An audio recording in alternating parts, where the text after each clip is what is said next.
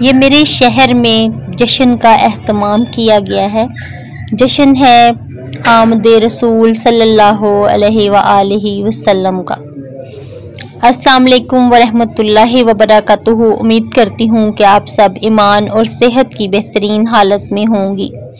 जैसा कि आप सब जानती हैं कि रबीउल नूर है, रबीउल अव्वल का महीना चल रहा है और इसमें हम रसूलुल्लाह सल्लल्लाहु अलैहि वसल्लम की आमद का जश्न मनाते हैं, ईद मिलादुल नबी मनाते हैं।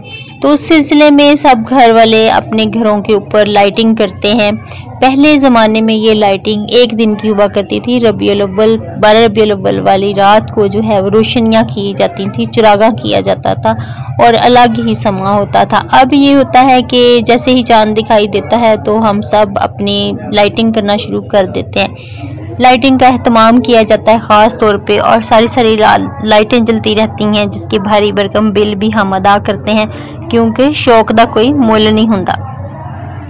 मेरा मकसद कहने का ये है कि जहाँ पे आप ये खुशी मनाते हैं, जहाँ पे आप इतना एहतमाम करते हैं, इतनी महंगी लाइटें लेकर आते हैं और इतना महंगा जो है वो बिजली के बिल अदा करते हैं, वहाँ पे थोड़े से पैसे सदक़े के लिए भी निकालिए और रसूलुल्लाह सल्लल्लाहु अलैहि वसल्लम की रवायत को ज़िंदा कीजिए। जो कुछ भी उनके पास होता था वो दूसरों को पहले दे देते थे, अपने पेट पर पत्थर बांध लेते थे।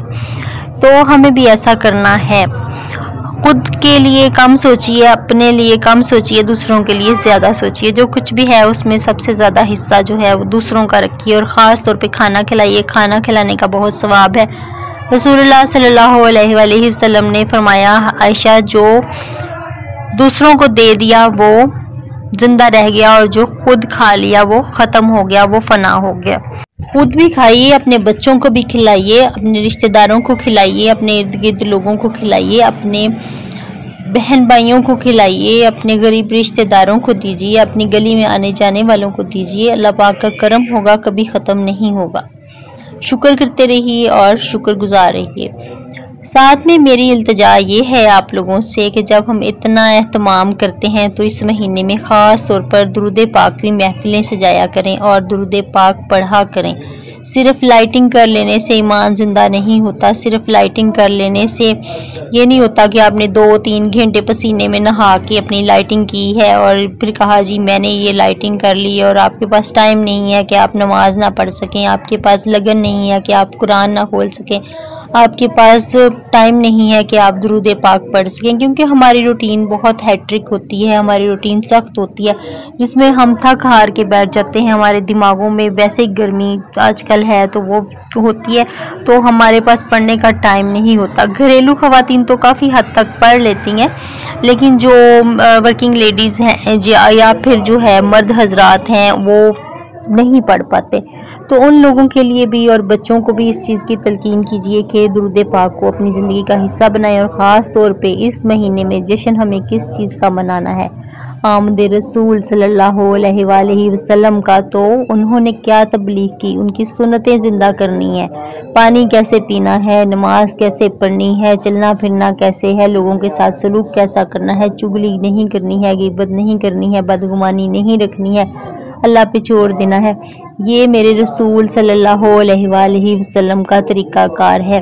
उनकी सुन्नत को ज़िंदा करेंगे तो जश्न तो खुद ही बन जाएगा और जब जश्न होगा तो फिर जश्न तो पूरी ज़िंदगी का होगा, एक दिन का नहीं होगा, एक महीने का नहीं होगा, एक लम्हे का नहीं होगा।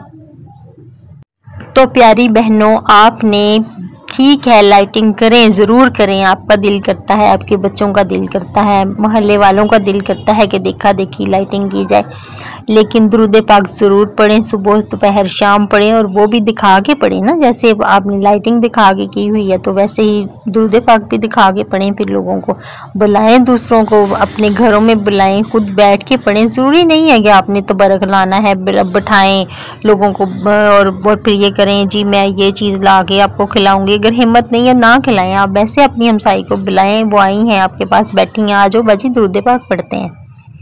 आप खुद दुरूद पाक पढ़ें, अपने बच्चों को बिठाएं, उनसे कहें कि आप पढ़ें, आइए मैं आपको बताती हूँ कि नबी पाक सल्लल्लाहु अलैहि वसल्लम का महीना है, तो हम सब ने मिलकर सुबह दोपहर शाम जब भी हम फ्री होंगे तो दुरूद पाक पढ़ना है। सिर्फ लाइटिंग से खुश होके जो है वो जश्न नहीं मनाया जाता, सारी चीज़ों को साथ लेकर किया जाता है। और जब आप लाइटें दूसरों को दिखाते हैं, देखते हैं लोग आपकी लाइटें आते जाते, तो आपका दुरूद पाक भी देखना चाहिए लोगों को। हर किसी के हाथ में तस्बीह पकड़ी हुई हो, हर किसी की ज़ुबान पर दुरूद इब्राहिमी हो, तो ही बात बनती है। ये है हमारा जश्न। और जश्न जब हम इस तरह से करेंगे तो ये एक महीने का जश्न नहीं होगा, ये एक दिन का जश्न नहीं होगा, ये पूरी उम्र का जश्न होगा। और फिर जो ऐसा जश्न होगा वो कभी भी ख़त्म नहीं होगा। हर लम्हा ज़िंदगी अता करेगा, हर लम्हा तंदुरुस्ती अता करेगा, हर लम्हा खुशहाली अता करेगा, हर लम्हा गुनाहों से पाक होगा हमारा। तो आइए इस मुहिम में मेरा साथ दीजिए और सबको बताइए कि हमें जश्न ईद मिलादुन नबी कैसे मनाना है, हमारा तरीक़ाकार क्या होना चाहिए, हमें किस तरह से करना चाहिए।